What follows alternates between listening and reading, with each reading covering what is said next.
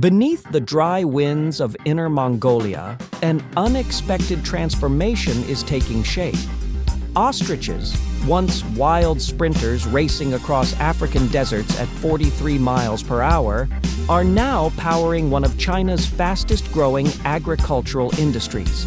These giants stand 9 feet tall, weigh up to 330 pounds, and thrive on land far too dry for cattle or sheep. Today, China is raising them by the thousands, turning barren ground into a multi-million-dollar business. And here's the number almost no one sees coming.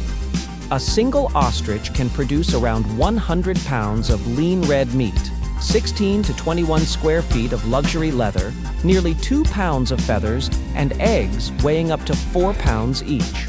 With nearly 95% of the animal usable, ostriches deliver more value per bird than almost any livestock on Earth. Modern farms now manage 3,000 to 5,000 birds, generating millions in annual revenue. Which leads to the real question: how did a desert runner become one of China's most profitable, eco-efficient farm animals? Before we dive deeper, have you ever seen an ostrich egg in person? Comment yes or no below. And don't forget to like, subscribe, and turn on notifications. Because next we'll enter the hatcheries where these giant eggs begin their journey into China's new agricultural old.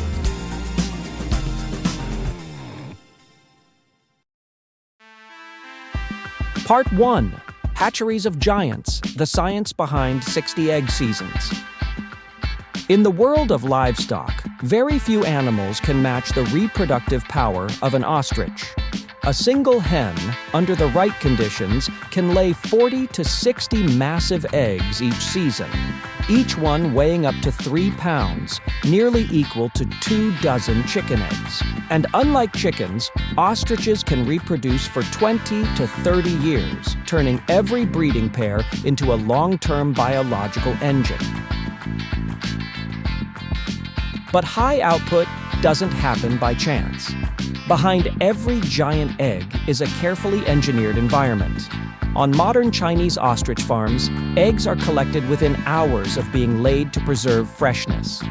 Farmers immediately transfer them into precision-controlled incubators, where temperature stays between 97 to 99 degrees Fahrenheit and humidity holds steady at 30 to 40%, a microclimate designed to mimic the dry African nest. Each egg is rotated 3 to 5 times a day, reducing the risk of deformities and ensuring the yolk never settles to one side. And because the shells are nearly 0.15 inches thick, oxygen flow must be perfectly balanced. Too little, and embryos suffocate. Too much, and moisture disappears.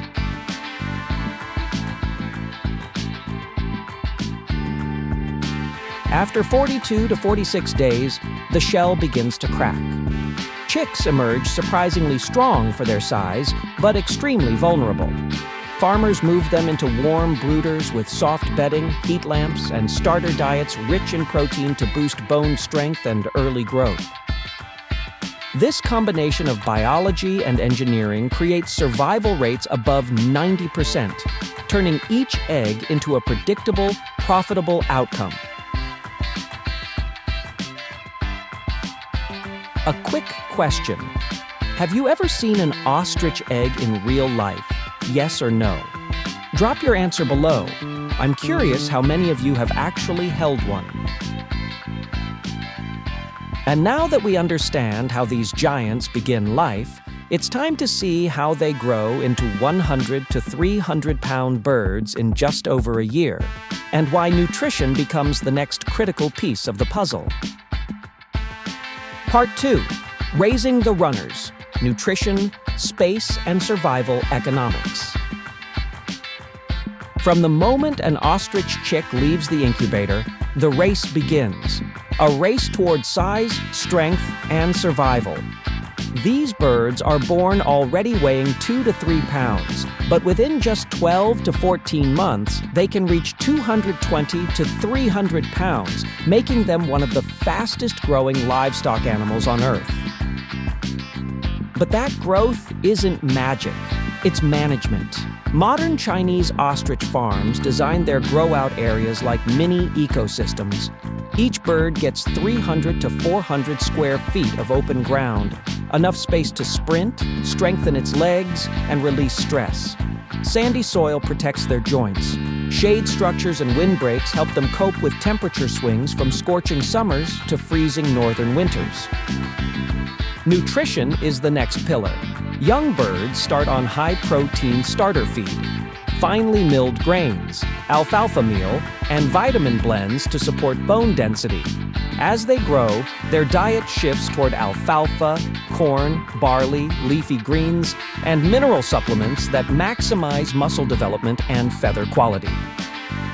A single juvenile ostrich can consume 3 to 4 pounds of feed per day, and because they grow so fast, even small mistakes, poor nutrition, dirty water, overcrowding, can cost farmers thousands in losses. That's why large farms use daily growth logs, tracking weight, gait, and feather gloss. Any bird that shows unusual behavior or slowed growth is isolated and treated immediately. Stress must be kept low. One frightened ostrich can injure itself or others in seconds. When these systems work in harmony, survival rates climb above 90%, turning each bird into a predictable investment. It's not just animal husbandry, it's survival economics. Quick question for you. Which factor do you think matters most for raising these giants? Space or nutrition? Comment space or nutrition below so I can see what the audience thinks.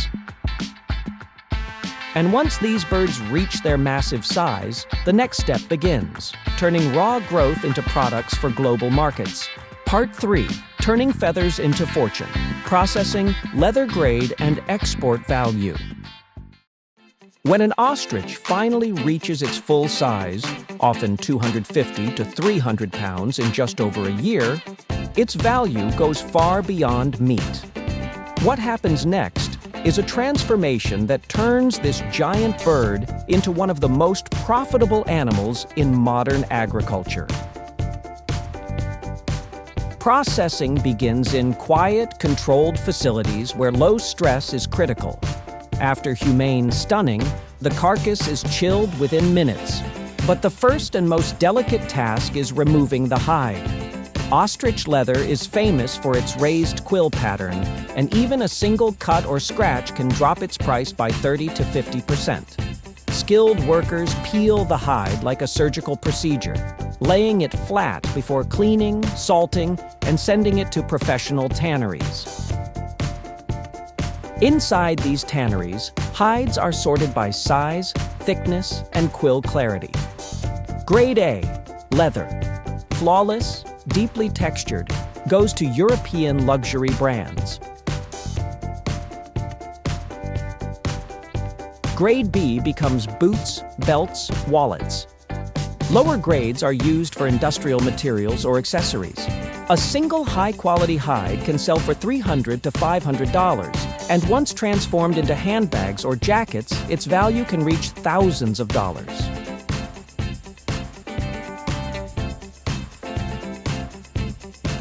But the bird's fortune doesn't end there. Feathers are sorted by length and luster. Premium white plumes go to haute couture and stage performances. Mid-grade feathers become dusters or decor. Lower-grade scraps are turned into insulation or craft materials.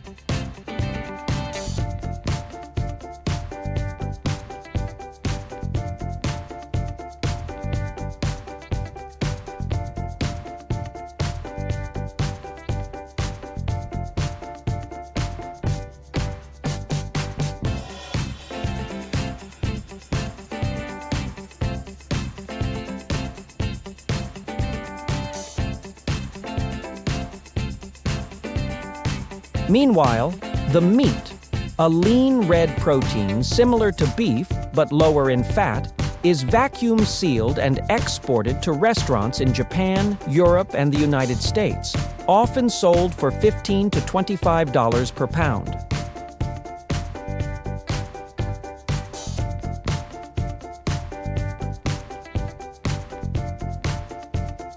Even the massive eggs find second lives. When emptied and polished, they're carved into lamps, jewelry, or collectible art pieces, sometimes selling for $20, $50, even $200 depending on craftsmanship. This near-zero waste system is the hidden magic behind ostrich economics. Almost every part becomes a product. Small lesson here. A successful ostrich farm isn't just raising birds. It's mastering dozens of industries at once: meat, leather, decor, fashion, and even art. That diversification is why this business survives economic downturns while other livestock sectors struggle. And as demand grows for sustainable meat and renewable materials, one question remains. Can ostrich farming truly balance high profits with long-term environmental responsibility?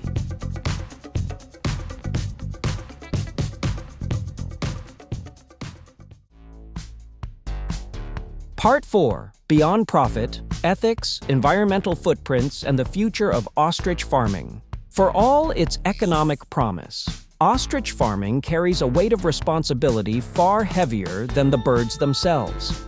These animals may thrive in harsh climates and require less water than cattle, but the industry still faces ethical and environmental questions that shape its future. The first challenge is welfare. Ostriches are powerful, emotional animals capable of running 40 to 45 miles per hour, reacting instantly to stress or noise. On well-managed farms, they roam large paddocks, interact socially, and enjoy dust baths, all essential to their physical and mental health. But in poorly run facilities, overcrowding or improper fencing can lead to panic injuries or aggression. One kick from an anxious bird can kill another, or seriously harm workers. Then there's the environmental footprint. Compared with cattle, ostriches emit fewer greenhouse gases and convert feed into meat more efficiently. A 250-pound ostrich may consume far less water and grain than a steer, making it an appealing protein source for a resource-strained world. But risks remain. Waste runoff can pollute soil, tanneries can generate chemical byproducts, and large farms must control parasites without overusing antibiotics. Some modern operations are already adapting. Solar-powered incubators, water recycling systems in processing plants, organic feed programs that reduce land pressure, AI-based health monitoring that detects stress or disease early. These innovations hint at a future where ostrich farming isn't just profitable, it's sustainable. Yet the biggest ethical question lingers. Can an industry built on luxury leather, gourmet meat, and decorative feathers truly coexist with rising expectations for humane and eco-conscious agriculture? The answer may lie in the balance. When farmers prioritize wide open space, gentle handling, clean water systems, and responsible resource use, ostrich farms become models of low-waste efficiency, proof that large animals can be raised with both respect and purpose. And here's the final takeaway. Ostriches aren't just desert runners turned into economic engines. They represent a blueprint for the future. Farming that is smarter, lighter, and more adaptable to a changing planet. Before we close, let me ask you something simple. Do you believe ostrich farming is the future of sustainable red meat, or just a growing niche? Comment yes or no below. I read every single answer. And if you enjoyed this deep dive into one of the world's most surprising agricultural industries, don't forget to like, subscribe, and ring the bell so you never miss the next journey with us. We've only just begun exploring how the world really works.